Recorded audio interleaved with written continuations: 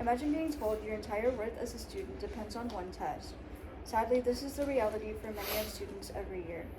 Standardized testing has been used for decades to measure student achievement and school performance as a standard for schools to follow regarding academic performance.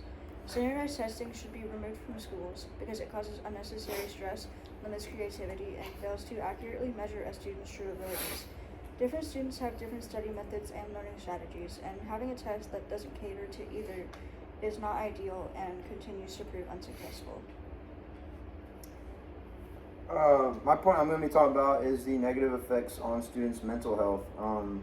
Coming from somebody who has struggled with mental health, I do kind of take this a little seriously, and it kind of hits home. A couple of things I want to go over is the tests kind of create a high level of stress and anxiety for the students of all ages. I experienced this when I was in elementary school a little bit. It very much just, it comes around test time and you're just more stressed out each day you get closer to it because it's like, oh my gosh, I have to pass this.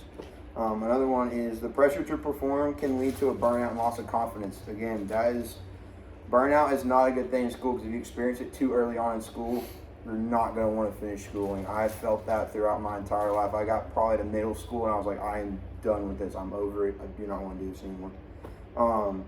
Teachers, they also feel the pressure of the test because rather than focus on actually learning and teaching these kids what, at their level or what they should be knowing, they're having to gear towards these tests and, hey, you have to pass this test instead of actually getting to grasp this knowledge. Studies do show that students in test-heavy environments do experience anxiety and lower motivation. Kind of going back to that burnout and loss of confidence, like when you get anxiety, it really starts messing with your mind. So you get in that test and you really just start second-guessing yourself a lot, which is not good. It really affects your test scores. Example, during state testing weeks, schools reported a spike in absenteeism and nurse visits. So, because of anxiety, because of lower motivation, students just don't even bother to show up and do the test because they're fear that they might fail it because of what's going on with it. So our second point is standardized tests are unfair and inaccurate. Not all students perform well under timed, high pressure conditions, as well as tests often reflect socioeconomic backgrounds more than the actual ability of a student. So, an example of that is that wealthier students tend to score higher due to access to better resources and tutoring. A Buffalo law student named Nicole, she has a part of her, one of the sources that we looked up, where it says, unfortunately, inner city schools populated by low-income students exhibit disproportionately low performance when measured against other school and districts. Poor performance can lead in some cases to more resources, but in others to teacher reassignment, school closing, and other drastic consequences. So there are cultural and language biases in test questions that can be a disadvantage to students from diverse backgrounds. And also standardized testing measures memorization, not critical thinking or creativity. And so a lot of the tests, they fail to account for different learning styles and talents. Another quote from that source is, while we need ways to measure and track school and student performance, a one-size-fits-all approach of frequent and high-stakes standardized testing leads to a narrowed curriculum content, prevents students from being actively engaged in the learning process, and sometimes undeservingly label schools and students as failing. Our third point is how testing limits creativity and real-life learning. A lot of tests tend to leave out certain subjects such as the arts, music, and physical education, which are all very important when you're talking about growing and teaching children to be the best humans that they could be. And so it really just cuts out a huge important part of education and prioritizing that.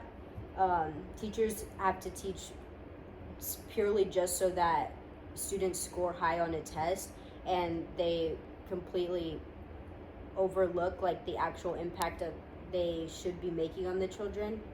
Um, Real life education should focus on understanding creativity and collaboration. And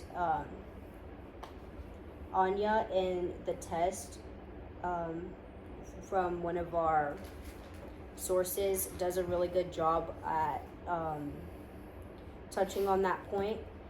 Students don't use any hands-on learning or critical thinking skills when problem solving, when they're testing off of paper and just filling in bubbles. You can literally just go through the entire test and just circle something and not even read anything that's there. And so I know a lot of students that did that when I was in school, and I know that if there was a subject that I really just wasn't grasping anything, it's kind of just like up to you. You can bubble in whatever, and it's not actually going to measure what you know or what you don't know, especially when a lot of the Scantrons use a pattern system, so the answer scores could be like, you can end up with a really high score just because you put like a familiar pattern on the Scantron. And so it really just doesn't help students the way that it should be helping them. The counter argument to that would be, some say standardized tests hold schools accountable and measure projects and measure progress, but there are other ways of doing it, such as portfolio-based assessments, which is measuring a student's work by projects and presentations. Some benefits of that would be, it provides a more authentic and comprehensive evaluation, but then there are some challenges where it can be time consuming. And I think for teachers' sake in that, we only have a certain amount of time of school each year.